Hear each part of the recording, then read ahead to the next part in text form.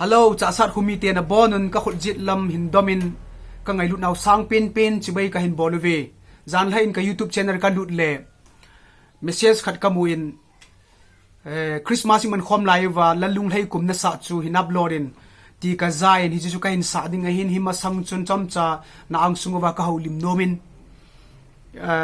min na jinu min pi hamati ting le kimi chule akhumin Chahssad ho Chahssad te he ka ti jin na khumino hi pha no mum ta khat aji chu nam sungwa mang lo ding thu sim ching khat he ta banga chu nam na tonga na hi bin ka sei pi no mu hi so pi te ho I hon agilo pa hi ta san na I gi din te pi wa ta san na I but lo le thai pha lo di wo hin he ta bang chun I no hung ki hal chun kapunal he jingin ke yong tu lai pa hole quarantine na he ta chu ina ki khum lai ta hi jin ka hung thei pon hita banga chu punatan kaumin ai wangin Facebook nga chun no thu ne khat ka ji na ahin wo Chahssad ka sunlung ka jan lung nang nei patheni na tundo ki da masanga sanga hoi zwane ki tundo kit na ding hi pathen koma ka taupi na nei tin Facebook nga kana sein tang khoro hi I chen khom pi ho hi I be teu ti din amo hi I ho sanga pathen ho ana masat wanguvin amo hi zui the hi pon pathin thulama apoti politics lam pangchun kisan sa le zong lew pathin thu hin ka vet dolin agilo pain amo chung hin na tongin hi di chun ngai lu na nei lo ta I bol no hi phat khat ting hongum jin hi chiwa hin amo lit na ti de amo tam na muna cheng khusan hi jiu hin ta sanna ni kidin te pi diu ti pa hin ka sei do num khadawmin pathinin ingai lu jiwa hi tabong hoya su sa ji hin Bible chang kalunga ka chin ke khat ka sei do nom chu kala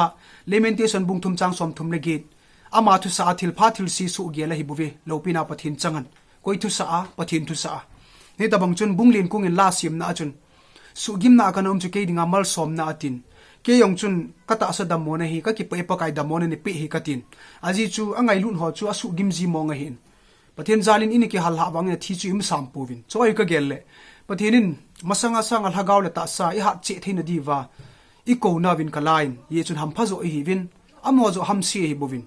hiti chun law hitin I thang tom na ho zo si lel haw hitin pathin thua ha bulin ki bulo hitin amo wa ko na hagaw la ma vet zui thailo ta ho hi zom lo di wo hin I ho zo hi hagaw la ma amo lam kai ding in ki go hitin hiti chun pathin thua hin masanga sang I hat jep theina di win minu mi pa hita banga ki ngol sa na lam ho dal ha pathin thua I hat che na diwa pathin ni ko na pau hi na sa mo lewhan hi chi sanga na sa zo ai ri chi sanga gan the ne zo yong hi lu thei wei pathinin ti chu ka ga se do no mahin ye chun pathin na mi te chu ipitia bol ziam ti chu Israel te thu sima konin I movin ye chun hon hlom cha hi tin amol la chun cheng ovin tin kal homu ve ti jong lewhan Israel te chu tamji wa gala zo wo hi pun pathin na pi pau chu mi na mu ting chule a ki cha wa hi ta chu gala zo ji wei pathin sa pi o hi bo ve sunting hi tabanga chu zanting halowa achungwa mai bol mai kong hi ta chu alhon piji achu hi ju mu ting le kicha ji wo hi bovin e o yong chu weddinga chu milhom te hi nawin hi jong le pathin ni pi nau cha mona mu ting chu le amon jong izawin tin pathin na to a I hon izo te di wei ti hi ta sanai gidin te pi theina diwa chomcha puti ang sunga ka hong huli ma hin angai phajo sin lungsung che wa pathinin phatheina bu pi taw han lang tun nal de na deilhen no lalung lai kum chu hin sai nge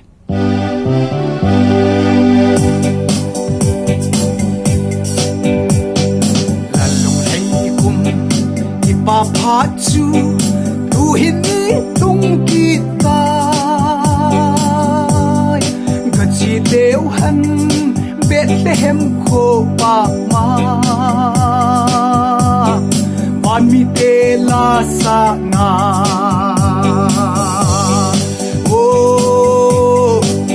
Bethlehem iti kangai hita na hang sunga lam ka asiem chu ka min kahin hol pe pakai tin na mi sa lo kam ai lo min mun chu pakai pen na mun chu kai leng chan lai ni pha lo wa chun kalal nau wang nga ka o nang Bethlehem iti kangai hi ta na Thangcha lam ka a si em chu ka min ka hin ol pe pakai pe na mi sa lo gam ka pe te mun ban til thêm ke na dei zu lal si chu ahung pe ye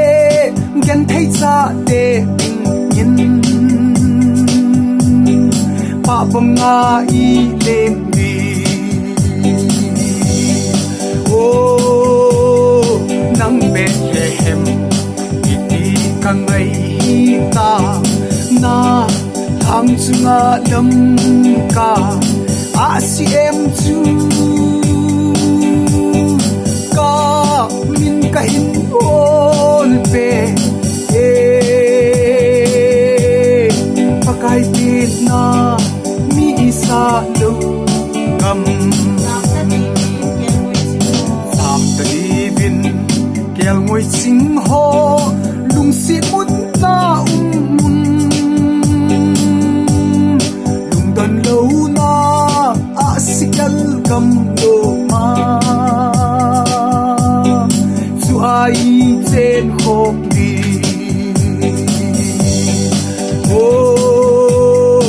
nang Bethlehem iti kangai hi ta na Thangcha lam ka a si em chu ka min ka hin ol pe pakai pe na mi sa lo gam ka ki pa Chahssad mi te khumi te ho pathian ni gop khom ki ruwa hitabanga pathian thule lai ki man cha kit ka lai sevin pathian dam nei pi chi taw han ka ki pa